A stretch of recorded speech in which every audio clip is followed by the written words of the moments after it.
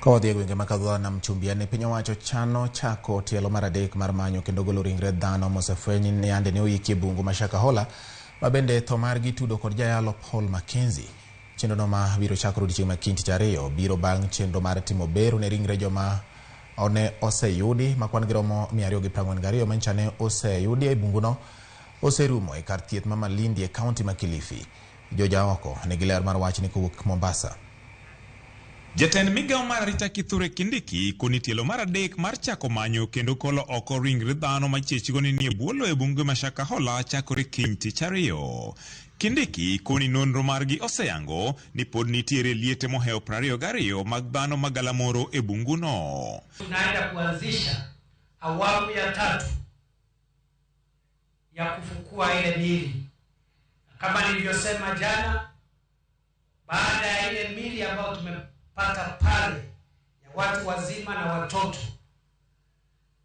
242 ambayo tumepata, lakini bado tuko na makaburi ya halaiki pale.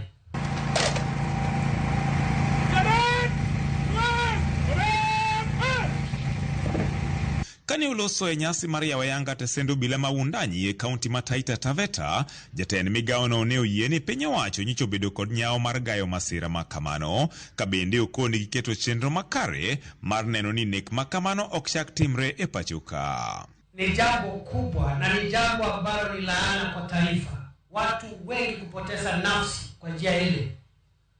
Na mimi nimehakikishia wananchi wa Jamhuri ya Kenya kwa niaba ya serikali, ile mikakati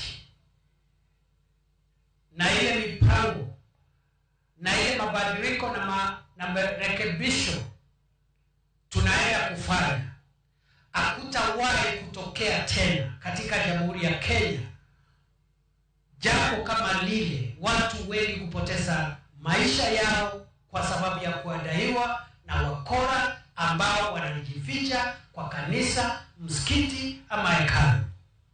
Never again in our country. Never again.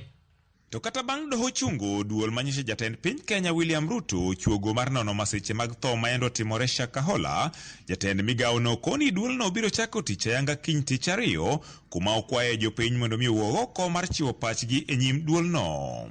Chenro mar manyo jogo ma pod ngima kata kamano osebedo ka dhi nyime e bunguno ka odiechieng' ma kawuono ni to onge ng'ata ng'ata mane oyudi ka ngima kata mano mowito ngimane. I therefore want to request the people of Kenya, from every part of our country, from every faith and denomination, all people of this country should make a point of contributing their views to the task force that has been established to recommend the legal, policy, administrative and procedural measures that we need to adopt to make sure that never again in our country we have the kind of injury that we got through Mr. Mackenzie and his collaborators. George Aoko, Ramogi TV, Mombasa.